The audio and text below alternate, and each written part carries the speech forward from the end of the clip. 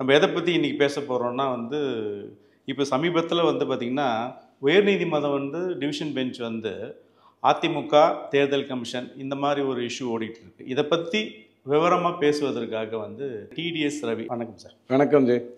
அப்புறம் முதல் முக்கியமாக என்னென்னா, இந்த டிவிஷன் பெஞ்சு தீர்ப்பு பரவலாக எல்லாருமே என்ன சொல்கிறாங்கன்னா, எடப்பாடி அவர்களுக்கு அகைன்ஸ்டாக இருக்குது, இது ரெட்டையால முடங்கிடும், இப்படி அனைத்து ஏடிஎம்கே எடப்பாடியை தவிர்த்து மற்ற பொதுவாக அனைவருமே அப்படி தான் பேசுகிறாங்க. உண்மையான நிலவரம் என்ன? அது உங்களுக்கு அன்னைக்கு ஈரோடு கிழக்கு தேர்தல் நடக்கும்போது இவர் தேர்தல் ஆணையத்துக்கிட்ட முறையிடுறாரு. இந்த மாதிரி எனக்கு சின்னம் வேணும் அப்படின்னு முறையிடுறாரு. கோர்ட்டில் கேஸ் இருக்குங்கிறத சொல்கிறாங்க. கோர்ட்டில் கேஸ் கொடுத்தது யாருன்னா ஓபிஎஸ். அதுக்கப்புறம் ஒரு பக்கம் ஒரு கேஸ் சசிகலா கொடுத்துருக்காங்க அப்படிலாம் சொன்னாங்க. அப்போ இவர் நேராக சுப்ரீம் கோர்ட்டுக்கு போயிட்டு என்ன சொல்கிறாரு, ஐயா நான் அரசியல் பண்ணணும், இங்கே ஃபார்ம் கையெழுத்து போடுறதை பற்றி உட்காந்து பேசிகிட்டு இருக்காங்க, அதை நான் பார்த்துக்கிறேன், அது இன்டர்னல் விஷயம், எனக்கு இந்த தடையை நீக்கணும் அப்படின்னு உடனே அந்த சுப்ரீம் கோர்ட் ஒரு தடையை கொடுக்குது. எப்போ கொடுக்குது? ஈரோடு கிழக்கு இடைத்தேர்தல் போது இந்த விஷயம் இதுக்கு முந்தின இடைத்தேர்தலில் கொடுக்குது. அதுக்கப்புறம் அவர் போயிட்டு 44,000 வாக்கு வாங்கி தோற்று போய் அப்புறம் செங்கோட்டையன் இந்த மாதிரி பிஜேபியோடு இருக்கிறதுனால தான் பிரச்சனையாகுது, இல்லைனா சிறுபான்மையினர் வாக்கெல்லாம் அப்படியே அதிமுக பக்கம் வந்துடும்னு பேசி அடுத்த தேர்தல் இப்போ நடந்துகிட்டு இருக்கு. இப்போ சுப்ரீம் கோர்ட் என்ன சொல்லிச்சு, எந்த தடையை நான் கொடுத்தனோ அதை நான் நீக்கிட்டேன், இவ்வளவுதானே, வேற ஒன்றும் கிடையாது. உதாரணத்துக்கு சொல்கிறேன், இன்னைக்கு நான் ஒரு இடத்துக்கு போகிறேன், எனக்கு ஜெட் பாதுகாப்பு வேணும்னு சொல்கிறேன், அதெல்லாம் வேண்டாம், ஒரு நாளைக்கான பாதுகாப்பு கொடுக்குறேன்னு சொல்கிறாங்க, வாங்கிட்டேன், நாளைக்கு வேலை முடிஞ்சிருச்சு, பாதுகாப்பை தூக்கிட்டாங்க, இப்போ என்னை நிராதரவாக இந்தியா விட்டுருதுன்னு சொல்லுவேன்னா இல்லை, அன்னைக்கு எனக்கு தேவைக்கானதை சுப்ரீம் கோர்ட் செய்தது, இதோட அந்த மேட்டர் முடிஞ்சிருச்சு. சரி, அப்படின்னா இவர் கோர்ட்டையும் தேர்தல் ஆணையத்தையும் தப்பாக பயன்படுத்துகிறாரா அப்படின்னு கேட்டால் நிறைய பேர் இருக்காங்க, இந்த விவாதத்துக்கெல்லாம் வருவாங்க. அவங்க என்ன சொல்லுவாங்க, எம்ஜிஆர் ஒரு கடுமையான ரூல் போட்டிருந்தாரு, அந்த பைலா படி பொதுச் செயலாளர் ஆகணும் அப்படின்னு சொன்னால் அனைத்து உறுப்பினர்களும் வாக்கு போடணும் அப்படின்னு ஒரு சட்டம் கொடுத்துருக்காரு. அது ஏன் கொடுத்தாரு தெரியுமா, தப்பான ஆட்கள்லாம் வந்துடக்கூடாது அப்படிங்கிறதுக்காக கொடுத்தாரு. மறைமுகமாக உங்களுக்கு இபிஎஸ் ஒரு தப்பான ஆள், இதெல்லாம் பேசுறதுக்குன்னே ஒரு கூட்டம் புரியுது. என்னோட கேள்வி என்னன்னா, ஐயா எம்ஜிஆர் அவர்கள் அதை கொடுத்தாரு, ஒன்றும் மாற்று கருத்து இல்லை. நடுவில் தேர்தல் ஆணையம் சில வருடங்களுக்கு பிறகு அல்லது சில வருடங்களுக்கு முன்ன இப்படி இருந்தால் தான் நாங்கள் ஒரு பார்ட்டியை முடிவு பண்ணுவோம்னு ஒரு ஆர்டரை கொடுக்குறாங்க. அதுக்கு ரெட்ராஸ்பெக்டிவ் எஃபெக்ட் கொடுத்தாங்களா? அதாவது இன்னையிலேருந்து நான் இப்படி தான் பார்ப்பேன்னு சொன்னவங்க நேற்று வரைக்கும் இருக்கிற கட்சிக்கும் சேர்த்து நான் பார்ப்பேன் அப்படின்னு சொன்னாங்களான்னு கேட்டால் அதை பற்றி இவங்க பதில் சொல்ல மாட்டாங்க. இப்போது எடப்பாடி ஐயா எங்கேருந்து வர்றாரு, கூவத்தூரில் நிறைய பேர் எம்எல்ஏஸ் எல்லாம் இருக்காங்க. அப்போ ஒரு 3 பேருடைய பேர் நான் சொல்கிறதெல்லாம் கேள்விப்பட்டது தான், நான் கருணாஸ் இல்லை, அங்கே உட்காந்து நான் எதையும் வாங்கி கொடுக்கல, எனக்கு அதை பற்றிலாம் டீட்டெயிலாக தெரியாது. ஆனால் வெளியில் பொதுவாக பத்திரிகையை படித்ததை வச்சு சொல்கிறேன். ஸோ 3 பேரை எழுதுகிறாங்க, இவர் பேர் தேர்ந்தெடுக்கப்படுறது. இவர் தேர்ந்தெடுக்கப்பட்டதுக்கு பிறகு காலில் விழுறாரு, இதுதான் எனக்கு தெரியும். ஆனால் இவங்க என்ன சொல்லுவாங்க, காலில் விழுந்து பதவி வாங்கினாங்கன்னுவாங்க, அதுலேருந்து முரண்படுறாங்க. இப்போ இவர் முதலமைச்சராக வந்தாச்சு, முதலமைச்சராக அந்த ஆட்சி காலத்தையும் நிறைவேற்றியாச்சு. 7.5% நீட்டில் கொண்டு நீட்டுக்கு ஒரு மிகப்பெரிய ஒரு மாற்றத்தை ஏற்படுத்தி கொடுத்தாச்சு. அதே மாதிரி வேளாண் சட்டத்தை 2019 செயல்படுத்தி, எந்த சட்டத்தை பிஜேபி வாபஸ் வாங்கி நீங்கள் திரும்ப சொல்கிறீங்களோ அந்த சட்டம் ஆல்ரெடி சென்னையில் தமிழ்நாட்டில் 2019 செயல்பட்டு கொண்டு தான் இருக்குது, அதில் மாற்று கருத்து இல்லை. அதை இன்றைக்கும் ஸ்டாலின் ஐயா ஒன்றும் நீக்கிடல. ஆனால் பஞ்சாபில் பிஜேபி பயந்து போய் நீக்கினாங்கன்னு ஒரு கதையை சொல்லுவார். அவருடைய ஆட்சியை அவர் முடிவு பண்ணார். இப்போ அதை பண்ணும்போது இவர்கிட்ட ஒரு 11 எம்எல்ஏ ஓபிஎஸ் கிட்ட இருந்தது. அதை வச்சுட்டு கொஞ்சம் சலசலப்புகள் இருந்தது. ஊழல் பண்ணாங்கன்னே குற்றச்சாட்டு சொன்னார். அதற்கு பிறகு இவங்களுக்குள்ள ஒரு ஒப்பந்தம் வருது. அந்த ஒப்பந்தத்தில் என்ன பண்ணுறாங்க அப்படின்னு சொன்னால், பொதுச் செயலாளருக்கு தானே எம்ஜிஆர் இந்த சரத்தை சொன்னார், பொதுச் செயலாளர் ஒரு ஓரமாக விட்டுருவோம், ஜெயலலிதா அம்மாட்ட கொடுத்துருவோம், அவங்க தான் அப்படின்னு சொல்லிடுவோம், நான் இணை செயலாளர், நீ துணை செயலாளர், ஒரே ஓட்டு 2 பேருக்கு அப்படின்னு ஒரு விஷயத்தை கொண்டு வராங்க. யார் கொண்டு வராங்க? இபிஎஸும் ஓபிஎஸும் சேர்ந்து கொண்டு வராங்க. அப்போ இருந்த மாவட்ட செயலாளர்கள், அப்போ இருந்த இந்த வாக்களிக்கக்கூடிய தன்மையுடைய உரிமை உள்ள மக்கள் இன்னைக்கும் அவங்க தான் இருக்காங்க. செயற்குழு பொதுக்குழு அன்னைக்கு யார் இருந்தாங்களோ அவங்க இன்னைக்கு தான் இருக்காங்க. இபிஎஸ் ஒன்றும் அந்த டைம்ல இருந்தவங்களெல்லாம் நீக்கி விட்டுட்டு இவருக்கான ஆட்களை உள்ள கொண்டு வந்துடல. இப்போ நான் பேசும்போதெல்லாம் இபிஎஸ் அவர்களை நியாயப்படுத்துவதை போல ஒரு தொனி வரும். என்னை பொறுத்தவரை கட்சி விஷயத்த சொல்றேன், அவர் தப்பு பண்ண கதையெல்லாம் அப்புறம் பேசணும். இந்த விஷயத்துல அவர் எங்கேயுமே தப்பு பண்ணலைங்கிறத மட்டும் உங்களுக்கு சொல்றேன். அப்போது இபிஎஸ் அண்ட் ஓபிஎஸ் சேர்ந்து முடிவு பண்ணுறாங்க, அவர் இணை செயலாளர் துணை செயலாளர் ஆறாங்க. இந்த வேலை பொதுச் செயலாளர்ன்றது எடுத்து வச்சுட்டாங்க. ஸோ அப்போ அந்த பைலா இந்த இடத்துல அஃபெக்ட் ஆகலை. ஆனால் அதுக்கு முன்னாடியே ஜெயலலிதா அம்மா பொதுச் செயலாளர் ஆனாங்கல்ல, அப்போ பொதுச் செயலாளர் ஆகும்போது அவங்க அந்த அப்போ இருந்த 1 கோடி உறுப்பினர்கிட்ட ஓட்டு வாங்கி தான் பண்ணாங்களா? இல்லை, எதிர்ப்பு இல்லை. ஜெயலலிதா அம்மா நான் பொதுச் செயலாளருங்கிறாங்க, யாருமே அவங்களை இது பண்ணல, அவசியமும் இல்லை. ஏன்னா அவங்க உண்மையிலே அவங்க கட்சிக்கு என்ன பண்ணணுமோ அதை ஒழுங்காக பண்ணிட்டு இருந்தாங்க. ஆனால் திமுகவில் ஸ்டாலின் ஐயா தலைவராக வரும்பொழுது அழகிரி போட்டி போடுறேங்கிறாரு, அவரை தடுக்கிறாங்க, அவரை வரவிடாமல் பண்ணுறாரு. அவங்க ஒரு ஊர்வலம் நடத்துகிறேங்கிறாங்க. ஊர்வலத்தில் மொத்தமே 30 பேர் 2 0 தான் இருந்தது, 3000 பேர் இல்லைங்கிறாங்க. அவர் சொல்கிறாரு இல்லைங்க 3000ங்கிறது 30 + 2 0 தாங்கன்னு அவர் பாவம் சொல்லிட்டு இருந்தார். ஆனால் அந்த இடத்துல எதுவும் நடக்கலை. அப்படி தானே ஸ்டாலின் ஐயா தலைவராக வந்தார் வச்சுக்கோங்க. இப்போது இவங்க பொதுக்குழு கூடுறாங்க, அதை கூடுறதே தப்புங்கிறாரு ஓபிஎஸ். அவர் கோர்ட்டுக்குள்ளே போகிறார். அதிமுகவுடைய சட்டப்படி கட்சிக்கு எதிராக நீங்கள் கோர்ட்டுக்கு போயிட்டாலே உங்களுக்கு உறுப்பினர் பதவி காலி. பைலா பிரகாரம் அவங்களுடைய லாஸ் படி கட்சிக்கு எதிராக ஒருத்தர் கோர்ட்டுக்கு போனால் அவங்க உறுப்பினர் பதவி அந்த நிமிஷமே முடிஞ்சுது. ஆனால் நீங்கள் சொல்லலாம் இவர் அராஜகம், இவர் ஹிட்லரு, நான் அப்படி கிடையாது, நான் பட்லரு, அதனால் நான் கட்சியை காப்பாற்றுறதுக்காக தான் நீதிமன்றத்துக்கு போனேன். போயிட்டு வாங்க. நீதிமன்றத்துக்கு போயிட்டீங்களா? செயற்குழு கூடுது, செயற்குழுவே தப்புங்கிறீங்க. திரும்ப ஒரு முறை செயற்குழு கூட்டும்போது இபிஎஸ் எவ்வளோ புத்திசாலித்தனமாக பண்ணுறாருன்னா, அவைத்தலைவர்னு ஒருத்தரை தேர்ந்தெடுத்துட்டாங்க. அவைத்தலைவரை யார் தேர்ந்தெடுத்தாங்க? இவங்க 2 பேர் ஆரம்பத்தில். இப்போ இந்த 2000 இந்த இஷ்யூலாம் ஒன்றா தேர்ந்தெடுத்தாங்க. உங்களுக்கு தெரியும், அவர் அவைத்தலைவர் பேசினாரு, அதுக்கப்புறம் தான் ஓபிஎஸ் அந்த இடத்த விட்டு காலி பண்ணிட்டு போறாரு. இப்போ தேர்தல் ஆணையத்துக்கு என்ன தெரியும்னா, அவைத்தலைவர்னா என்னன்னு அதுக்கு தெரியும். இப்போ நீங்கள் இந்த வழக்கு நடக்கும்போது நீதிபதி கேட்பாங்க, இபிஎஸ் என்றால் யாரு, ஓபிஎஸ் என்றால் யாரு, பைலா என்றால் என்ன, அதிமுக என்றால் என்னன்னு பயங்கரமாக கேள்வியெல்லாம் கேட்பாங்க. நீதிமன்றம் சட்டத்தை படித்து விட்டு தான் வந்திருக்கணும், ஆனாலும் அந்த மாதிரி கேள்வி கேட்பாங்க. அப்போது தேர்தல் ஆணையம் இதே கேள்வியை கேட்கும்போது அவைத்தலைவர் யாரு, அவ்வளோதான். அவர் என்ன சொல்கிறாரு? ஆமாம் இந்த செயற்குழு நடக்கணுங்கிறார். மேட்ரு முடிஞ்சிருச்சு.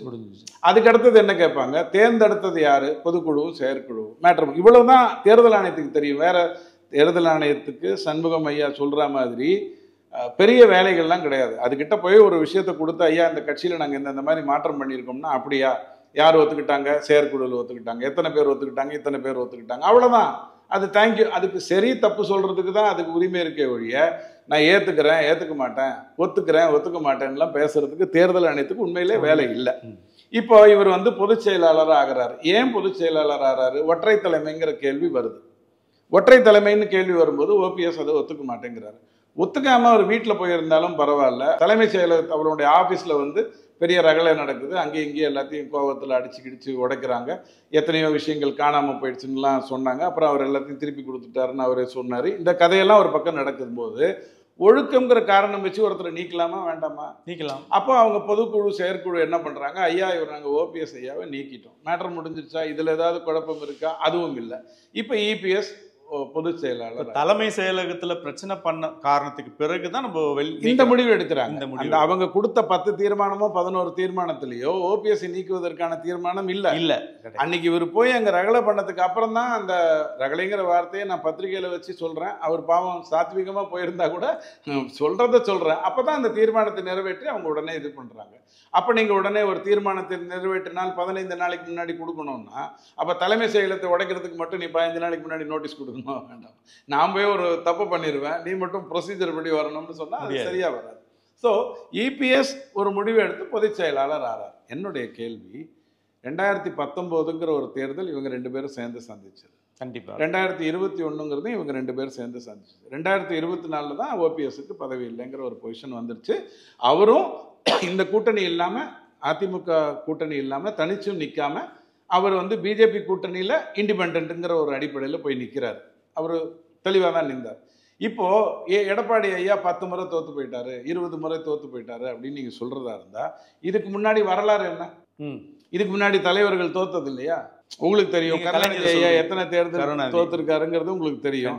ஜெயலலிதா அம்மாவும் 2004, 6, 9 தோத்தாங்க. நடுவில் இருந்த இடைத்தேர்தல், நடுவில் இருந்த உள்ளாட்சி தேர்தல், இதிலெல்லாம் பிரச்சனைகள் வரத்தான் செஞ்சுது. அப்போ தோல்வியை வைத்து ஒருத்தர் தலைவரை நிர்ணயம் பண்ணுவீங்களா? கிடையாது. சட்டப்படி பொதுக்குழு செயற்குழு என்ன சொல்லுதோ அதான் பண்ண முடியும். ஜெயலலிதா அம்மாவும் உறுப்பினர்கிட்ட ஓட்டு கேட்டு பொதுச் செயலாளருக்கு வரலை, காரணம் எதிர்த்து யாரும் நிற்கலை. சசிகலா அம்மாவும் பொதுச் செயலாளராக வரும்பொழுது ஓட்டு கேட்டுலாம் நிற்கலை, யாரும் எதிர்த்து பண்ணலை. ஓபிஎஸ் அண்ட் இபிஎஸ் நிற்கும் போதும் யாரும் எதிர்த்து நிற்கலை. இபிஎஸ் பொதுச் செயலாளர் ஆகும்போது மட்டும் ஒருத்தர் வந்து முயற்சி பண்ணார், இந்த மாதிரி நான் நிற்க போகிறேன் அப்படின்னாரு. அவருக்கு வந்து சட்டத்தை அதுக்கு முன்னாடி ஒன்று போட்டாங்கன்னு நினைக்கிறேன். அது என்னன்னா 5 மாவட்ட செயலாளர்கள் வழிமொழியனும் முன்மொழியணும் அப்படின்னு கொண்டு வந்துட்டாங்க. அதில் அவர் ரிஜெக்ட் ஆகிட்டார். எங்கேயுமே அதாவது ஒரு விஷயத்த இப்போ ஒரு police constable, law and order police constable கிட்ட நம்ம போகிறோம்னா சட்டப்படி தான் அவர்கிட்டேருந்து நம்ம தப்பிச்சு வர முடியும்.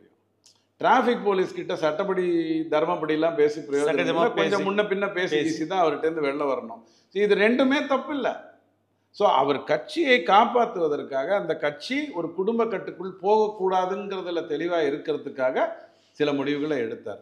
சொல்லும் போதே இப்போ செங்கோட்டையன் ஐயா பேசும்போது கூட 2021 தேர்தல்னு சொல்லித்தான் பேசினார். துரோகிகள்னு சொல்லும்போது 2024 தேர்தல்னு சொல்லலை. புரியுது, கரெக்டுங்களா? 2024 தேர்தலில் செங்கோட்டையன் ஐயாவும் உள்ளே இருந்தார், எல்லாரும் பேசி தான் பண்ணாங்க. 2021 சொல்லித்தான் அவர் பேசுகிறார். அப்போ துரோகம் பண்ணது யாருன்னு நீங்கள் யாரை சொல்லுவீங்க?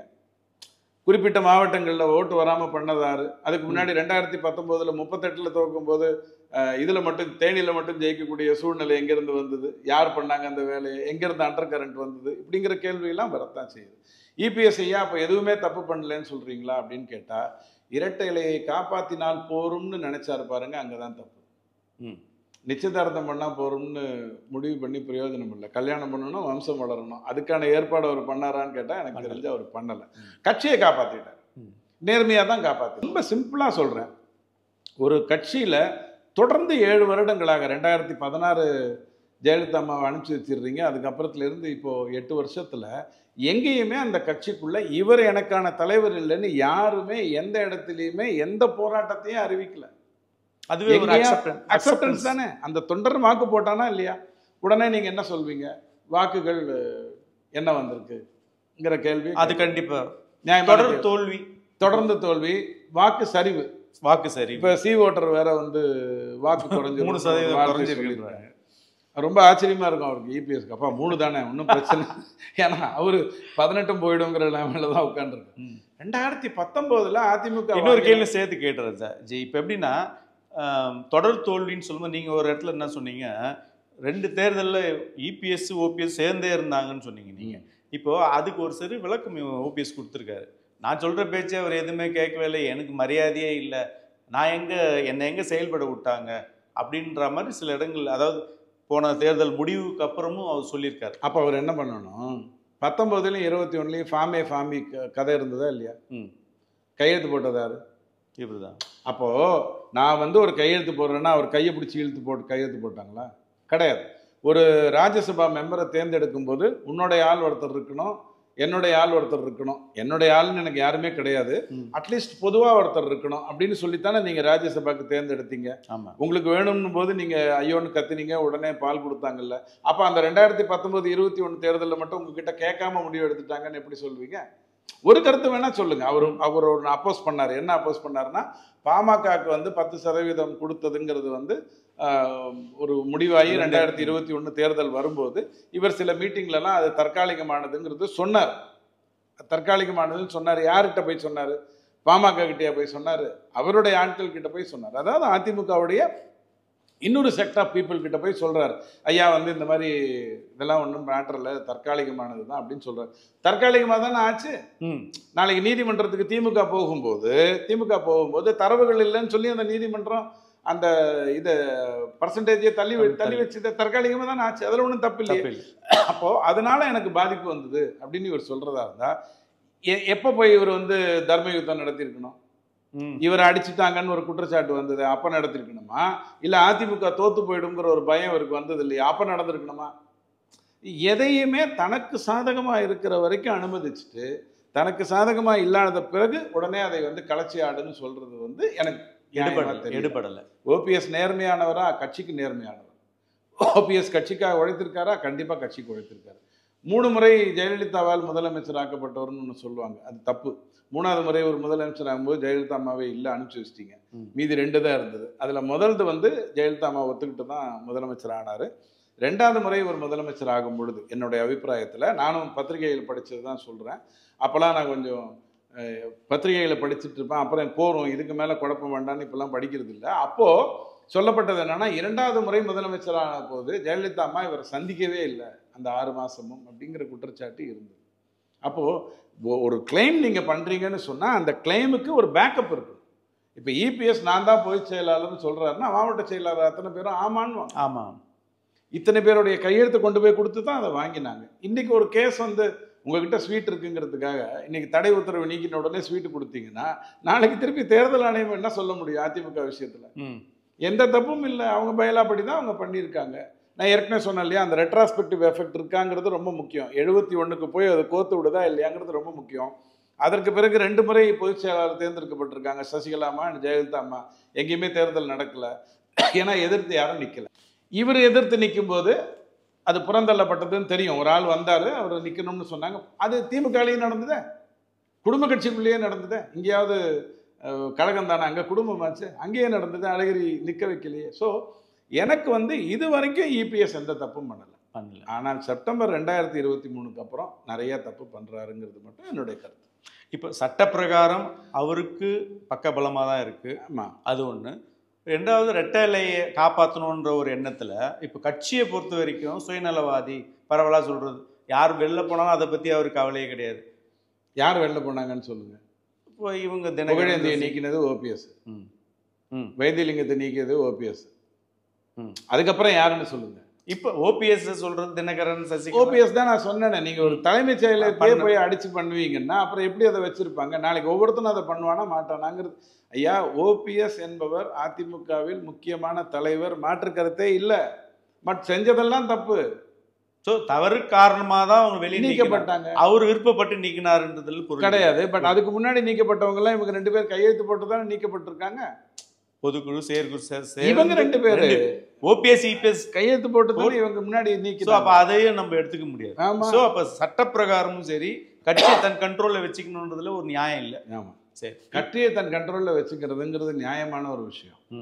கஜானாவை தவறா செயல்பட்டார் இல்லை, ஏன்னா அவர் கஜானாவை கட்டி பிடிச்சிட்டு இருந்தாதான் அது தப்பு. அப்படி எதுவும் இல்லை. அங்கேயும் நிறைய ஃப்ரீசிங் பண்ணாங்க, முடக்கினாங்க. எதை பற்றியும் கவலைப்படாமல் அவர் வந்து செயல்பட்டு இருந்தார். நான் வந்து ஏதோ இபிஎஸ் என்பவர் ஒரு அற்புதமான, நேர்மையான, அழகான, தெளிவான ஒரு தலைவர் அப்படிங்கிற கருத்துக்குள்ளெல்லாம் நான் வரல. செஞ்சது கரெக்ட். தேர்தல் ஆணையத்தால் ஒரு கேள்வியும் கேட்க முடியாது. ஸோ இப்போ சட்டப்பிரகாரம் அவருக்கு எந்த பாதிப்பும் இல்லைன்னு கண்டிப்பாக இல்லை. இன்னொன்று சொல்கிறேங்க, நல்ல வேலையாக ஆண்டவ முடியுமா 11 வருஷமாக பிஜேபி ஆட்சி இருக்குது. இதே காங்கிரஸ் ஆட்சியாக இருந்ததுன்னா ரெட்டைலையை முடக்கினா என்ன ஆகும் அப்படின்னு கேட்டால், திமுகவில் இது வரைக்கும் சின்னத்தை முடக்கலை. திமுகவில் சின்னத்தை முடக்கினா கதையே கந்தலாயிரும். ஆனால் அதிமுக இது வரைக்கும் 3 தேர்தல்கள் சின்னத்தை முடக்கி கூட ஜெயிச்சிருக்கு. ஒன்று வந்து உங்களுக்கு தெரியும், ஜெயலலிதா அம்மா இருந்தபோது 2 சேவலில் வச்சு 27 தொகுதிகளில் அவங்க ஜெயிச்சாங்க. அதற்கு பிறகு ஆர்கே நகரில் வந்த போதும் அவங்க வந்து இதே பிரச்சனையோடு அவங்க வந்து அடித்து ஜெயிச்சாங்க. அதற்கு பிறகு ஈரோடு கிழக்குலையும் அந்த மாதிரி வரக்கூடிய ஒரு சூழ்நிலை வந்தபோது யார் ஏற்படுத்தினது? முதல்ல காங்கிரஸ் ஏற்படுத்தினாங்க. ஆனால் இப்போ இந்த ஈரோடு கிழக்கு பொறுத்த வரைக்கும் கட்சிக்குள்ளே இருந்தவங்க ஏற்படுத்தினாங்க. அப்போ அவர் போய் ஒரு தடையை வாங்கிட்டு வந்தார். தடைக்கான காரணம் முடிஞ்சு போச்சு, தடை நீக்கப்பட்டது. இதில் என்ன வருத்தம் இருக்குது? ஸோ அதிமுக அப்படிங்கிற ஒரு கட்சியில் எடப்பாடி ஐயா ஏதாவது தப்பு பண்ணுறாரான்னு கேட்டால், அதிமுக வளர்ச்சிக்காக ஏதாவது தப்பு பண்ணுறாரா? அதான் என்னோட கேள்வி. அதுதான் பொலிட்டிக்கல் அவருடைய ஸ்டாண்ட். இப்போ நம்ம சட்டப்பிரகாரமோ கட்சியை தன்னோட கண்ட்ரோலில் சுயநலமாக அது ரெண்டுத்துக்குமே நீங்கள் விளக்கு கொடுத்துட்டீங்க. இப்போ என்னோட கேள்வி என்ன, அரசியல் நிலைப்பாடு அதில் அவருடைய பொசிஷன் கரெக்ட் தப்பு இருக்குது. அதுக்கு வந்து நான் காரணம் சொல்லிடுறேன். இப்போ வந்து ஒரு கட்சியில் ரஜினிகாந்த் அவர்கள் சொன்ன மாதிரி, நீ என்ன எம்ஜிஆரா, நீ என்ன ஜெயலலிதாவா, கருணாநிதி நினைவஞ்சல் நடக்கும்போது சொல்கிறார், நீங்கள் வந்திருக்கணும், எடப்பாடியும் இப்போ இஓபிஎஸ் இங்கே வந்திருக்கணும். ஏன் சொன்னார்னு எனக்கு சத்தியமாக தெரியாது. திமுக ஒரு நினைவஞ்சலில் எதுக்கு அவங்க வரணுன்றது எனக்கு தெரியாது. ஆனால் அவங்க ஹாஸ்பிட்டலில் இருக்கும்போது ஓபிஎஸ் ஐயா போய் பார்த்துட்டு வந்தாருன்னு தெரியும். தலைவர் நல்லா இருக்கார் அப்படின்னு ஒரு கருத்து சொன்னாருங்கிறது எனக்கு நல்லா தெரியும். இபிஎஸ் போகலை, அது வேறு விஷயம். அப்போது இவங்க 2 பேர் எல்லாரும் சேர்ந்து ஒத்துமையாக இருக்கணும் அப்படின்றது ஒரு கருத்தை சொல்கிறீங்க. ஃபர்ஸ்ட் ஒவ்வொன்றா எடுத்துக்கணும். எல்லாம் ஒத்துமையாக இருக்கணுங்க, ஒருங்கிணைந்த அதிமுக தான் வரணும். எனக்கு ஒன்றும் குழப்பமே இல்லை. ஒருங்கிணைந்த அதிமுக இருந்தால் தான் நல்லது. நான் வந்து மாற்று கருத்து சொல்லலை. நான் போய் திமுக கிட்ட ரொம்ப நாளைக்கு அப்புறம் பெரியப்பா போய் பார்த்துட்டு வந்தீங்களே, அந்த அழகிரியை முதல்ல நீங்கள் சேர்த்துருக்கலாமே நான் கேட்க மாட்டேன். நான் ரொம்ப தெளிவாக இருக்கேன். ஆனால் இவங்க 3 பேருக்கு என்ன பதவி கொடுக்கணும்? இப்போ தினகரன் விட்டுருங்க, அவர் ஒரு கட்சி நடத்துகிறார், தேவைப்பட்டால் கழிச்சிட்டு வந்துடுவார், அது வேறு விஷயம். குடும்ப கட்டுக்குள் கட்சி போகக்கூடாதுங்கிறதுக்காக தானே இத்தனை போராட்டம் நடந்தது. கண்டிப்பாக. இப்போ சசிகலா அம்மாவையும் தினகரன் ஐயாவையும் அல்லது ஓபிஎஸ் ஐயாவையும் திரும்ப சேர்த்துக்கணும்னா அவங்களுக்கு என்ன பதவியை கொடுக்கணும்? புதுசாக தான் கிரியேட் பண்ணணும். தாயின்னு சொல்லிடலாம். சின்னம்மா வந்து அவங்க உலகத்துக்கே தாய், அதில் அதிமுகவுக்கு கண்டிப்பாக அவங்க தான் தாய். அதனால அதிமுகவின் தாய் அப்படின்னு ஒரு பதவியை கொடுத்துட்டு போயிடலாம், தப்பே கிடையாது. அவங்கள வந்து சொல்கிறதுக்கு நிறைய பேர் இருக்காங்க, நிறைய காசு வச்சுருக்காங்க, எல்லா பக்கமும் சொல்லிட்டு போயிடலாம். ஓபிஎஸ் ஐயாவுக்கு என்ன சொல்கிறது? எந்த கட்சிக்கு எதிராக 11 எம்எல்ஏ வச்சுக்கிட்டு நீங்கள் ஊழல் குற்றச்சாட்டு சொன்னீங்களோ, எந்த கட்சியில் நீங்களே கையெழுத்து போட்டுட்டு எல்லாரையும் வெளியில் அனுப்பிட்டு எல்லாரையும் எடப்பாடி வெளியில் அனுப்புறாருன்ற ஒரு கதையை சொல்கிறீங்களோ, அப்போ உங்களுக்கு என்ன பதவி அங்கே கொடுக்கணும்? இணை பொதுச் செயலாளர்னு கொடுக்கலாமா? அப்போது என்ன ஒரு டேர்ம்ஸ் தெரியாமல் எப்படி சேர்க்கறது? இது ரெண்டும் சேர்க்கணும்னா என்னத்தை வச்சு சேர்க்கறது? ஃபெவிகாலை வச்சா அப்படிங்கிற கேள்வி முதல்ல வருது. அப்போ அதிமுக வாக்குகள் சரிஞ்சு போச்சா? 2019 18% அதனுடைய வாக்கு. உங்களுக்கு தெரியும், 4 லட்சம் 5 லட்சம் வாக்கு வித்தியாசத்தில் திமுக ஜெயிக்குது. 7 தொகுதியில் மட்டும் திமுக கொஞ்சம் முன்ன பின்ன இந்த மையம் இந்த என்டிகேலாம் கொஞ்சம் வாக்குகளை பிரித்ததுனால 7 தொகுதியில் மட்டும் கொஞ்சம் கஷ்டப்பட்டு ஜெயிச்சுது. ஆனால் அதே தேர்தலில் 22 தொகுதி இடைத்தேர்தல் நடந்தபோது 9 தொகுதி எடப்பாடி தான் வின் பண்ணார். இப்போ மீதி 13ல் 4 விட்டுருங்க. ஆக்சுவலாக அது 18 தான் அதிமுகவுடைய தொகுதிக்காக தேர்தல் நடந்து, மீதி 4 செத்து போயிட்டாங்க அப்படிங்கிறதுக்காக சேர்ந்து 22 நடந்து, அந்த 4 விட்டுருங்க. அப்போ மீதி இருக்கிற அந்த 9 தொகுதியில் இவங்க ஜெயிக்க முடியாமல் போனதுக்கு காரணம் யார்? உங்களுக்கு பதிலே தேவையில்லை. ஏன்னா அந்த 18 எம்எல்ஏவை கூட்டிகிட்டு போனதே தினகரன் ஐயா தான். கரெக்டுங்களா? 9 தொகுதியை மீட்டுட்டார். நீங்கள் கூட்டிகிட்டு போன 18 பேரில் 9 பேரை மீட்டுட்டார், 9 தொகுதியை மீட்டுட்டார். மீதி 9 நீங்கள் கூட்டிகிட்டு போன மாதிரி திமுக கிட்ட போய் ஏதோ ஒரு காரணங்கள்னால சமரசம் பேசி எதையோ பண்ணி தோத்துட்டீங்க, ஒத்துக்கிறேன். ஆனால் இந்த 2019 18% வாங்கி அதிமுக தோத்ததுன்னு நீங்கள் குற்றச்சாட்டு வச்சிங்கன்னா, அதே தேர்தலில் அதே நாளில் 10 செகண்டில் அடுத்த ஓட்டு போடும்போது அந்த 22 தொகுதிங்கிறது 10%. 234 தொகுதியில் 10% 22, அங்கே வந்து 9 தொகுதி அவர் ஜெயிக்கிறார். அப்போ அதை நீங்கள் வந்து கலைச்சி போட்டுருங்க, விவாதத்துக்கு எடுத்துக்காங்க. தோற்று போயிட்டார், அதில் ஒன்றும் மாற்று கருத்து இல்லை. 2004, 6, 9 ஜெயலலிதா அம்மா தோற்றுருக்காங்க. கருணாநிதி எத்தனையோ தேர்தல் தோற்றுருக்காரு, அது வேறு விஷயம். 14 வருஷம் எம்ஜிஆரால் வீட்டில் உட்காந்துருந்தார், ஜெயலலிதா அம்மாவால் 10 வருஷம் வீட்டில் உட்காந்துருந்தார் சமரசமாய். 2021 எடுத்துக்கோங்க, அதே ஓபிஎஸ், அதே இபிஎஸ், அதே பிஜேபி, அதே பாமக, தேமுதிக மட்டும் இல்லை. 2021 அதனுடைய வாக்கு 33%. 33%. 66 தொகுதி இதுக்கு முன்னாடி கூட இவங்க தோக்கும்போது 1996 தோக்கும்போது, மற்ற இடத்துல தோக்கும்போது அதிமுக அத்தனை தொகுதி வந்ததில்லை, இவருக்கு வந்துருச்சு. அதுக்கு பிஜேபி ஒரு காரணம்னு நான் சொல்லுவேன், எடப்பாடி ஒத்துக்க மாட்டார், அது வேறு விஷயம். பாமக இன்னொரு காரணம்னு சொல்லுவேன், அதையும் ஒத்துக்க மாட்டார், அது வேறு விஷயம். அப்போது 2021 33%. இப்போ 2024 எடுத்துக்கோங்க, பிரிஞ்சிட்டாங்க. பிஜேபி பாமக ஒரு பக்கம் வந்துட்டாங்க, அதிமுக ஒரு பக்கம் நிற்குது. இவரே போய் முதல் தப்பு இவர் பண்ணது, 2வது தப்பு சொல்ல போனால் செப்டம்பர் 2023 பிஜேபிகிட்டேருந்து கூட்டணியை பிரிச்சுக்கிட்டது முதல் தப்பு அவர் பண்ணது. 2வது தப்பு பண்ணது தேமுதிக அலுவலகத்துக்கே போய் சீட்டு கொடுத்தது அளவுக்கு வேறு வழி இல்லாமல் விட்டா. மன்சூர் அலிகானெல்லாம் வந்து பேச ஆரம்பிச்சோடனே அவரே பயந்து போய் தேமுதிகவையாவது தக்க வச்சு கொண்டு போய் பேசிட்டு வந்தார், அதில் ஒன்றும் மாற்றுக்கிறது இல்லை. போய் பேசிட்டு வந்தார் ஐயா. அவர் வந்து 20% வாக்கு வாங்கியிருக்காரு. எத்தனை தொகுதியில் போட்டி போட்டார்? கிட்டத்தட்ட 34 தொகுதியில் ஓட்டு போட்டார், தேர்தலை பார்த்தாரு. பிஜேபி வந்து 23 தேர்தலில் 19+4ன்னு நின்றுது சின்னத்தின் மூலமாக. அப்போ அங்கேயும் அது வந்து 18% வாங்கிச்சு. இப்போது ஆக்சுவலாக கூட்டினீங்கன்னா 33ங்கிறது இப்போ 18+18 36 தானே ஆயிருக்கு. பிஜேபி சேர்த்து சொல்லுங்க, பிரிச்சு நீங்கள் திமுகவுக்கு எதிரான வாக்குகள் அந்த பக்கம். இப்போ திமுகவுக்கு இந்த சரிவுனால திமுகவுக்கு வந்து வாக்குகள் அதிகமாக இருந்ததுன்னா, ஆரம்பிரப்பன் எப்படி எம்ஜிஆர் கூடவே இருந்துட்டு கடைசியில் திமுகவில் போய் உட்கார்ந்தாரோ அந்த மாதிரி ஒரு நிலைமை ஆயிருந்ததுன்னா நான் சொல்லுவேன், ஆமாங்க ரொம்ப தப்பாகி போச்சு அப்படின்னு சொல்லுவேன். அப்படி இல்லையே, 23% அதிமுக அலையன்ஸ், 18% பிஜேபி அலையன்ஸ் கூட்டிக்கோங்க. அப்போ 33ங்கிறது 42ஆவோ 38ஆவோ தானே ஆச்சு. ஆனால் திமுகவை பொறுத்த வரைக்கும் 6% வாக்கு குறைஞ்சுதான் குறைஞ்சது. இது எல்லாமே போஸ்ட்மார்ட்டம். எனக்கு இந்த போஸ்ட்மார்ட்டம் பிடிக்காது. ஏன்னா ஒருத்தர் செத்து போயிட்டான், அதுக்கப்புறம் வந்து போஸ்ட்மார்ட்டம் பண்ணி தண்ணி குடிச்சு செத்து போயிட்டான், தண்ணி அடிச்சுட்டு செத்து போயிட்டான்னு சொல்லி என்ன பிரயோஜனம்? அவரை போய் புதைக்கிற வேலையை தான் முதல்ல பார்க்கணும். தப்பாக இருந்ததுன்னா கொலைகாரனை யாருன்னு கண்டுபிடிக்கணும். இங்கே அந்த வேலைக்கே இடம் இல்லை. தேர்தல் முடிஞ்சிருச்சா, அதுக்கப்புறம் எந்த இடத்துல எனக்கு வாக்கு வரலன்னு ஐடென்டிஃபை பண்ணணும். ஆனால் பொள்ளாச்சியில் வந்து தோத்தார் இல்லையா எடப்பாடி, அது மிகப்பெரிய லாஸ். பொள்ளாச்சி அதிமுகவின் கோட்டை. 2024 அதை தோத்ததுங்கிறது வந்து ரொம்ப மோசமான ஒரு விஷயம். கோயம்புத்தூராவது நீங்கள் சொல்லலாம், அண்ணாமலைன்னு நிறுத்திட்டீங்கன்னா ஒன்றும் பண்ண முடியாதுங்கன்னு சொல்லலாம், நான் இல்லைன்னு சொல்கிறேன். மற்ற இடத்துல அப்போது ஆனால் பர்சன்டேஜில் எனக்கு எந்த குழப்பமும் இல்லை. திமுகவுக்கு எதிரான வாக்கு உயர்ந்திருக்க ஒழிய சரியில்லை.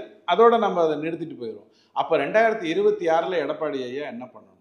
முதல்ல கள நிலவரத்தை உடம்புக்கணும். தமிழ்நாடு இனி அதிமுக திமுக என்று பேசக்கூடிய நிலையில் இல்லை. ஏன்னா திமுக கிட்ட 12,000 கோடி செலவு பண்ணுறதுக்கு இருக்குது, உங்ககிட்ட அவ்வளோ பணம் இல்லை. திமுக கிட்ட ஆட்சி கையில் இருக்குது, 3 தேர்தல் ஜெயிச்ச அந்த விஷயம் இருக்குது, உங்ககிட்ட அது இல்லை. அப்போது திமுக அதிமுகங்கிறது இல்லாமல் கூட்டணி ஆட்சியாக தான் வரணும், கூட்டணி அதிகார பகிர்வோடு தான் வரணுங்கிறத அண்ணாமலை ஐயா ஜூன் மாதமே சொன்னார். 2024 ஒரு நம்ம திருமாவளவன் ஐயா அதை பற்றி 2016 பேசியிருக்காரு. அதுக்கப்புறம் மறந்துட்டார் பாவம். அப்புறம் திரும்பி பழைய புக்கெல்லாம் தேடி பார்க்கும்போது கண்டுபிடிச்சி அதை பற்றி ஒழுங்காக பேசிட்டார். விஜயும் அதை பற்றி பேசிட்டார், கூட்டணி. இப்போ நீங்கள் வந்து அது முடிவெடுக்காமல் இருக்கிறது என்னை பொறுத்த வரைக்கும் தப்பு. இப்போ அதிகார பகிர்வுன்னா என்ன பண்ண போகிறாங்க? உங்களுக்கு ஃபினான்ஸு, இப்போ கருணாநிதி இங்கேருந்து போய் சோனியா காந்தி அம்மாவட்ட மிரட்டி வாங்கினார் இல்லையா? மிரட்டினா என்ன, போனார், அதனால் வேறு வழியெல்லாம் கொடுத்தாங்கல்ல. இந்த பெரிய எங்கெல்லாம் எது இருக்குமோ அந்த பதவிகள்லாம் கொடுத்தோம், அந்த மாதிரி இவங்க எதாவது கேட்க போகிறாங்களா? இல்லை. நீங்கள் ஃபினான்ஸையும் இதையும் கொடுக்கணுங்கிற அவசியமே இல்லை. நான் அப்படி ஒன்றும் சூழ்நிலையே இல்லை. அப்போது இந்த முடிவை ஏன் எடுக்காமல் அவர் இருக்காருங்கிறது எனக்கு புரியல. பிஜேபி கூட்டணியில் அதிமுகவோட வரணும்னு நான் நினைக்கவே இல்லை. ஏன்னா எனக்கு நல்லா தெரியும், பிஜேபியை பொறுத்த வரைக்கும் அதுக்கிட்ட வயசு இருக்குது, அண்ணாமலையை பொறுத்த வரைக்கும் அதுக்கிட்ட ஆயுசு இருக்குது. ஏன்னா 3 முறை பாரதத்தில் வெற்றி பெற்றாச்சு. ஸோ கண்டிப்பாக இன்னொரு 5 வருடம் வெயிட் பண்ணிட்டு கூட அது வந்து வரலாம். இன்றைக்கி அதனுடைய நிலைமை 18ன்னு நீங்கள் சொல்லுவீங்க. எனக்கு பொதுவாக இந்த சதவிகிதம் சொல்கிறதுல விருப்பம் இல்லை. அதுக்கு நேர்மையான காரணம் சொல்லிடுறேன். இப்போது சீமான் ஐயா 234 தொகுதியில் நிற்பார், எல்லா இடத்துலையும் 13,000 வாக்கு வாங்குவார். அவருடைய ஆவரேஜ் 13,000ன்னு நீங்கள் சொல்லிடுவீங்க. ஏன்? 234 தொகுதியில் அவர் இன்ட்டு 13,000 வாங்கினார், டிவைடட் பை மொத்த வாக்கு கணக்கு போட்டு நீங்கள் அவருக்கு வந்து 8%ன்னு சொல்லுவீங்க. ஆனால் பிஜேபி நிற்கிறது வந்து 20 தொகுதியில், 20 தொகுதி வாக்கை வந்து 234 தொகுதியில் வாக்குப்பதிவோடு டிவைட் பண்ணிங்கன்னா பர்சன்டேஜ் கம்மியாக தான் தெரியும். இது ஒரு புள்ளி விவரம் சொல்லும் பொழுது இந்த விஷயத்தில் மட்டும் நீங்கள் சதவிகிதம் சொல்லக்கூடாது, புள்ளிகள் தான் சொல்லணும். எத்தனை வாக்குகள்னு கேட்டிங்கன்னா கண்டிப்பாக சீமான் ஐயா வாங்கின வாக்குகளை விட பிஜேபி அதிக வாக்குகள் வாங்கியிருக்கும்னு நான் சொல்லுவேன். அதில் எனக்கு ஒன்றும் மாற்று, 20 இடத்துலேயே அவ்வளோ வாங்கிச்சுங்க, நீங்கள் அத்தனை இடத்துக்கு போய் இவ்வளோ தான் வாங்கினீங்கன்னு நான் பேசுவேன். புள்ளிகள் தான் பேசணும். அப்போ பிஜேபிக்கு இந்த 13 இடத்துல 2வது இடத்துக்கு வந்தாங்க இல்லையா, 13 தொகுதியில் 2வது இடத்துக்கு வந்தாங்க இல்லையா, அது மிகப்பெரிய சாதனை. உண்மையாக சொல்கிறேன். அது வந்து ஒரு அண்ணாமலை, ஒரு பிஜேபி இத்தனை நெகட்டிவ் வாதங்களை மீறி அவர் வந்து 13 தொகுதியில் 2வது கட்டத்துக்கு வந்திருக்கார். வேறு யாரும் அப்படி வரல. அதிமுக வேணா நீங்கள் மீதிக்கு வந்ததுன்னு சொல்லிட்டு போகலாம். அப்போ இந்த 13ங்கிறது 76 தொகுதி அல்லது 78 தொகுதி. இந்த எம்பிக்கு ஒரு 6 சீட்டு கணக்கு எடுத்து இந்த 78 சீட்டை மட்டும் கான்சென்ட்ரேட் பண்ணி கூடவே பாமக வச்சுக்கணும். காரணம் என்னன்னா, இந்த சென்னை அதை சுற்றி இருக்கக்கூடிய சில தொகுதிகளெல்லாம் இந்த 2nd பொசிஷன் வந்தது. அதிமுக பொதுவாகவே இந்த சென்னை, அந்த மத்திய சென்னை, தென் சென்னை ரெண்டுத்துலையுமே வந்தது. அதிமுகவுக்கு பொதுவாக சென்னைங்கிறது வந்து எம்ஜிஆர் காலத்திலேயே சென்னை ஓட்டு போட்டதில்லை. ஜெயலலிதா அம்மாவுக்கு ஒரு முறை தான் சென்னை மிகப்பெரிய அளவில் ஓட்டு போட்டுச்சு. எடப்பாடி ஐயா வந்து நீங்கள் அதில் கொண்டு வரக்கூடாது, ஏன்னா நியாயமே இல்லை. எம்ஜிஆர் ஐயாவே வாங்காத ஒரு தொகுதியில் நீங்கள் என்னத்தை பண்ண போறீங்கன்னு கேட்கலாம். அப்போது இந்த பாமகவோட கூட்டணின்னு இருந்ததுன்னா அது பிஜேபிக்கு ஒரு விதத்தில் பலமாக இருக்கும். இப்போ எனக்கு என்னென்னா, அதிமுக வந்து தொடர் தோல்விகள் அதை விட விட்டுருங்க. இப்போது எம்ஜிஆரோ ஜெயலலிதாவோ திமுகவுக்கு முழுக்க எதிர்த்து தான் அவங்க அந்த பொசிஷனில் வந்தாங்க. அவங்க செல்வாக்குன்றது தனிப்பட்ட முறையில் இருந்தாலும் அவங்களோட எதிர்ப்புன்றது திமுகவுடைய எதிர்ப்பு. இன்னும் கேட்டால் எம்ஜிஆரை விட ஜெயலலிதா அவர்கள் வந்து பார்த்திங்கன்னா கிட்டத்தட்ட தனிப்பட்ட முறையில் கருணாநிதின்ற அந்த எதிர்ப்பு, அந்த அளவுக்கு எதிர்ப்பு வந்து இவர்கிட்ட இல்லை. அதை ஒத்துக்கிறீங்களா நீங்கள்? எம்ஜிஆர் கிட்டே இல்லைன்னு. எம்ஜிஆர் கிட்ட இல்லை, ஆனால் வேல்யூ இருந்தது, காரணம் இருந்தது. எம்ஜிஆர் மட்டும் திமுகவை தீய சக்தின்னு சொல்லிட்டு திமுகவை அழிக்கணும்னு இறங்கியிருந்தாருன்னா உண்மையை சொல்கிறேன், அந்த கட்சியே இருந்திருக்காரு. ஆனால் அவருக்கு அந்த அந்த ஒரு இது இருந்தது, அதாவது நாமெல்லாம் ஒன்று கூட ஒன்று இருந்தோம் ஐயா, ஏதோ ஒன்று பிரிஞ்சிட்டோம் அப்படிங்கிற மாதிரியான அந்த வாஞ்சை இருந்துக்கிட்டே இருந்தது. ஆனால் ஜெயலலிதா அம்மாவை பொறுத்த வரைக்கும் நீங்கள் சரியாக சொன்ன மாதிரி அந்த வாஞ்சைங்கிற மேட்டரே கிடையாது. நீ தீய சக்தி, நீ இருக்கக்கூடாது, அவ்வளோதான். தெளிவாக இருந்தாங்க, அதில் ஒன்றும் மாற்று கருத்து இல்லை. எடப்பாடியும் இன்னி வரைக்கும் திமுகவை சார்ந்து ஒரு முடிவு எடுத்ததில்லை. ஸ்டாலின் வேணா சட்டசபையில் கேட்டிருந்துருக்கலாம், ஐயா ஸ்டாலின் என்ன கேட்டிருந்துருக்கலாம், கொடநாடை பற்றி பேசலாமா, கொடநாடை பற்றி பேசலாமான்னு கேட்டிருந்துருக்கலாம். ஏன் அதை கேட்டாருன்னு எனக்கு தெரியல. பேசணும்னா பேச வேண்டியது தானே, மிரட்டணும்னா மிரட்ட வேண்டியது தானே, கத்தியை கொண்டு போய் கழுத்தில் நேராக வைக்க வேண்டியது தானே. வைக்கட்டுமான்னா அது என்ன அர்த்தம்? ஆனால் ஸ்டாலின் ஐயாவை பற்றி உங்களுக்கு தெரியும், அவருக்கு 100 சார் பேர் தெரியும், ஆனால் சொல்ல மாட்டார். 100 சார் பேரை சொன்னீங்கன்னா நீங்கள் போய் அவங்கள எல்லாரையும் பாதுகாத்து அவங்கள எல்லாரையும் தப்பு பண்ணாமல் ஒரு இடப்பு பண்ணி பெண்களை காப்பாற்றிடுவீங்க. அதனால் அவர் 100 சார் பேரை எப்போதும் அவர் சொல்லவே மாட்டார், ஆனால் மிரட்டுறது மட்டும் பண்ணுவார். கோடைநாடு விஷயத்தில் சொன்னார், அதனாலேயே எடப்பாடி ஐயா அமைங்கிட்டாருன்னு வச்சுப்போம். அவருடைய திமுக எதிர்பாடுங்கிறது நேர்மையாக இருக்கு. ஆனால் இந்த முறை ஏன் 16 பேருக்கு மேலே புதுசாக நிறுத்தினாரு தெரியல. இதுக்கு முன்னாடி அதிமுக புதுசாக நிறைய பேர் நிறுத்திருக்கு. அப்போல்லாம் ஜெயலலிதா அம்மான்ற ஒரு இது இருந்தது, எம்ஜிஆருங்கிற ஒரு இது இருந்தது. இவர் ஏன் அப்படி நிறுத்தினாருன்னு தெரியல. சின்ன சின்ன வழக்குகள் இல்லாமல் இல்லை. நான் ஒன்று சொல்லட்டுமா, பிஜேபி தமிழ்நாட்டுக்குள்ளே வந்துருச்சுன்னா நாம் எல்லாரும் காலிங்கிறத தேமுதிகலேருந்து பாமகலேருந்து அதிமுகலேருந்து திமுகலேருந்து எல்லாரும் உணர்றாங்கங்கிறது தான் உண்மை. அதான் உண்மை, அது மட்டும் உண்மை. ஏன்னா 27 வருஷம் குஜராத், 23 வருஷம் மத்திய பிரதேஷ்னு ஒரு இடத்துக்கு அவங்க உள்ளே போயிட்டாங்கன்னா, பிஜேபி உள்ளே போயிட்டா, மகாராஷ்டிராவில் இப்போ தான் ஃபட்னாவிஸ் உங்களுக்கு முதலமைச்சராக வந்தாருன்னு நீங்கள் சொன்னாலும் 3 தேர்தலாக பிஜேபி கூட்டணி தான் அங்கே வெற்றி பெற்றதுங்கிறது உங்களுக்கு நல்லா தெரியும். ஒரு இதில் பீகாரில் நிதிஷ்குமாரும் பிஜேபியும் தொடர்ந்து 3 தேர்தல்களாக வெற்றி பெற்றுன்னு தெரியும். அவர் வேணால் ஜம்ப் பண்ணி போயிட்டு வந்திருக்கலாம். ஸோ இவங்களுக்கு நல்லா தெரியும் பிஜேபி உள்ளே வந்துருச்சுன்னா இதுக்கப்புறம் நம்ம ஆட்டம் க்ளோஸ். ஸோ பேசுறது வேணால் எப்படி வேணாலும் மாற்றி பேசிக்கலாம். ஜெயலலிதா அம்மா கிட்ட அந்த பயம் இல்லை. ஏன்னா அப்போ பிஜேபி இப்படி இல்லை. ஜெயலலிதா அம்மா 2016 இது வரைக்கும் ஆட்சிக்குள்ளே வந்த வரைக்கும், 2014 மோடிங்கிறவர் உருவாகிற வரைக்கும் இப்படி ஒரு பெரிய த்ரெட்டாக அதில் வரல. மோடிங்கிறவர் நட்புள்ள வேற போயிட்டார். அதனால் அவங்க இது பண்ண. ஆக திமுக கிட்டேருந்து நான் இன்னொரு அண்டர் கரண்ட் நான் உங்களுக்கு சொல்கிறேன். இந்த மாதிரி ஒரு செய்திகளை எல்லாம் தொடர்ந்து திமுக சொல்லிக்கிட்டே இருக்குது. பிஜேபிக்கும் அதிமுகவுக்கும் ஒரு அண்டர்ஸ்டாண்டிங் இருக்குன்னு திரும்ப சொல்லுது. எதுக்கு சொல்லுதுன்னா, தன்னுடைய சிறுபான்மையினர் வாக்கு 15% காப்பாற்றுறதுக்கு. விட்டிங்கன்னா இந்த 15% போயிடுச்சுன்னா திமுக கிட்ட இருக்கிறது 21%, கூட்டணியின் மூலமாக ஒரு 6, இந்த 15 இது சேர்ந்து தான் தப்பிச்சுக்கிட்டு இருக்கு. ஏற்கனவே இந்த 15, அதாவது இஸ்லாம் சகோதரர்களும் கிறிஸ்துவ சகோதரர்களும் இந்த அளவுக்கான ஊழல், இந்த அளவுக்கான சட்ட ஒழுங்கு, இந்த அளவுக்கான போதை கலாச்சாரம், இதை சீரியஸாக எடுத்துக்கிறாங்க. வேற வழி இல்லாமல் திமுக பக்கம் ஓட்டு போட்டுட்டு இருக்காங்க. ஏன்னா அவங்களுக்கு மோடியை பற்றி சொல்லிக் கொடுக்கப்பட்டது தவறாக இருந்தது, அது வேற விஷயம். அப்போது திமுக ஃபஸ்ட்டு அதிமுக பிஜேபிக்குள்ளே ஒரு இருக்குங்கன்னு சொல்லிக்கிட்டே இருக்கும். கூடவே என்ன சொல்லும் அப்படின்னா, பிஜேபி அதிமுகவை விழுங்க பார்க்கிறது, முடிக்க பார்க்கிறது, கவ்வ பார்க்கறது, என்னென்னோ வார்த்தைகள் எல்லாம் பயன்படுத்துவாங்க. அப்படி பண்ணியிருந்தா நிதிஷ்குமாருங்கிறவர் இத்தனை நாள் பீகாரில் இருந்திருக்கவே மாட்டார். முடிக்கணும்னு முடிவு பண்ணியிருந்தா. பிஜேபி எங்கேயுமே அந்த தப்பு பண்ணலை. சிவசேனாவை முடிக்கணும்னு நினச்சிருந்தா முதல் தேர்தலே முடிச்சிருக்க முடியும். பால் தாக்கரே இருக்கிற வரைக்கும் கதை வேற. அவர் போன மாதிரி அங்கே அதுக்கு முடிஞ்ச உடனே அவரை முடிச்சிருக்க முடியும். ஏன்னா அண்ணன் தம்பிக்குள்ள பிரச்சனை முடிக்கணும்னு நினைக்கவே இல்லை. இப்போ வரைக்கும் அவங்களுக்கு சிஎம் கொடுத்தாங்க. அதுக்கப்புறம் இப்போ சிஎம் எடுத்துக்கிட்ட போதும் முக்கிய பதவிகள் சிவசேனாவை சார்ந்து தான் இருக்கு. இவங்க 90% வெற்றி பெற்றாங்க, அவங்க 50% வெற்றி பெற்றாங்கங்கிற அந்த அடிப்படையில் கொடுக்கப்பட்டிருக்கு. ஸோ எங்கேயுமே பிஜேபி மாநில கட்சியை முழுங்கி விட்டுட்டு தான் வரணும்னு நினைக்கல. ஆனால் திமுக அவங்களுக்கு தொடர்ந்து என்ன சொல்லுது, அதிமுகவை முடிச்சு விட்டுறதுக்கு தான் வர்றாங்க. ஸோ இந்த என்டையர் கேமை விளையாடுறதே திமுக தான். அதிமுக மேல பாசம் அப்படின்னு வச்சுக்கலாம். யார் மேல பாசம்? இதுக்கு அவன் தொண்டர் மேல தானே பாசம். திமுகவுக்கு கோழி பண்ணையார்கிட்ட என்ன வேலை, கோழி கிட்ட தானே வேலை.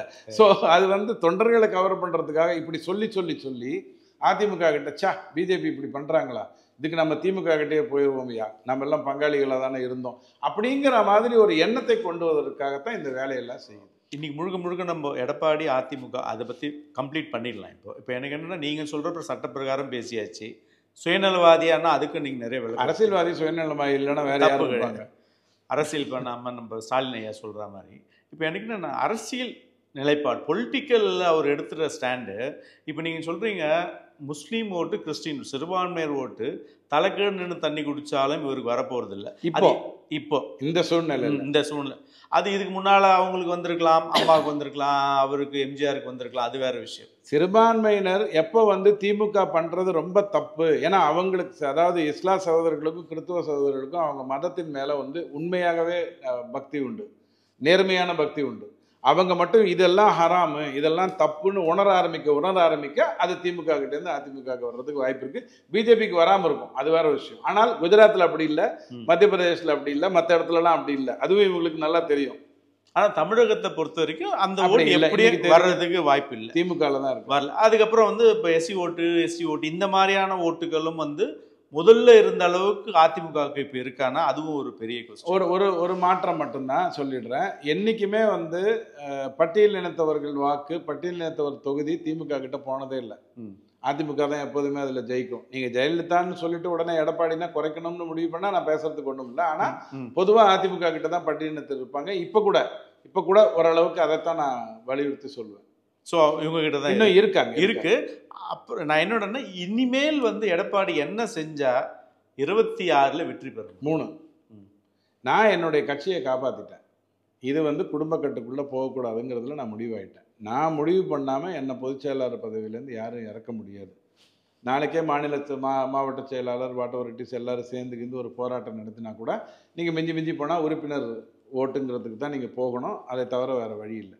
ஆனால் தமிழ்நாட்டுக்கு கூட்டணி ஆட்சிங்கிறது அவசியம் அப்படின்னு ஏன் அவர் புரிஞ்சுக்கணும்னா, திமுக கூட்டணியை எதிர்த்து நீங்கள் வந்து கூட்டணி அமைக்கலை. திமுக கூட்டணியை எதிர்த்து நீங்கள் கூட்டணி அமைக்கணும்னா, அமைக்காமலே திமுக வந்து இது வரைக்கும் தோத்துக்கிட்டு இருந்திருக்கு. இன்னி வரைக்கும் அது 5 வருடம் ஒரு நாள் கூட சட்டசபையில் அதிகமாக இருந்ததில்லை. 5 வருடம் தான் இருந்திருக்குது. ஸோ அது இல்லை பிரச்சனை. ஆனால் 12,000 கோடிக்கு என்ன பண்ணுவீங்க? 6 கோடி வாக்காளர்கள் 10% எடுத்துக்கிறான். 60 லட்சம் வாக்காளர்கள். 60 லட்சம் வாக்காளருக்கு 20,000 ரூபாய் சைலஸாக கொடுத்துட்டு அதுக்கு எல்லா பக்கமும் ஏஜென்ட்டை வச்சுட்டு ஸ்லிப்பை கையில் வச்சுக்கிட்டு 10% திமுக அல்லாத அதிமுக அல்லாத டிக் பண்ணி வச்சுக்கிட்டு இந்த வாக்கை வந்து தெளிவாக திமுக வாங்கிக்கிறான். 20,000 ரூபாய் கொடுத்துட்டு வாங்கிக்கிறாங்க அப்படின்ற குற்றச்சாட்டு இருக்கு. அப்போ அந்த 12,000 கோடியை எதிர்த்து நீங்கள் என்ன பண்ண போறீங்கிற கேள்வி வருது. அப்போ உங்களுக்கு என்ன வரணும்? இது வரைக்கும் அதிமுகவுடைய வரலாற்றில் மத்தியிலையும் இல்லை, மாநிலத்திலையும் இல்லைங்கிறது எப்போ வந்தது? 2006 to 2011 இவங்க வந்து சட்டசபையில் இல்லை. அதிமுகவை பொறுத்த வரைக்கும் ஜெயலலிதா அம்மா சட்டசபையில் இல்லை. இப்போ 21லேருந்து இல்லை. இது 3 வருடம், அது 5 வருடம். அந்த 5 வருடம் அவங்க மத்தியிலையும் இல்லை, மாநிலத்திலையும் இல்லை. இப்போ நீங்கள் அதை நோக்கி போயிட்டு இருக்கீங்க.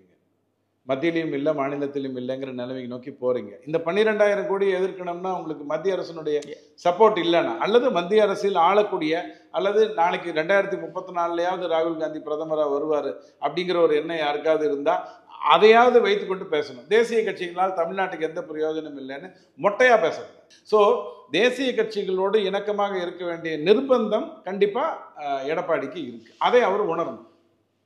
அதுக்காக நீங்கள் சரண் போகணும்னு பிஜேபி சொல்ல, நான் ஏற்கனவே சொல்லிட்டேன். நிதிஷோ சிவசேனாவோ எத்தனையோ பேர் வந்து பிஜேபிக்குள்ளே இன்றைக்கும் நல்ல மதிப்போடு மரியாதையோடு தான் இருக்காங்க.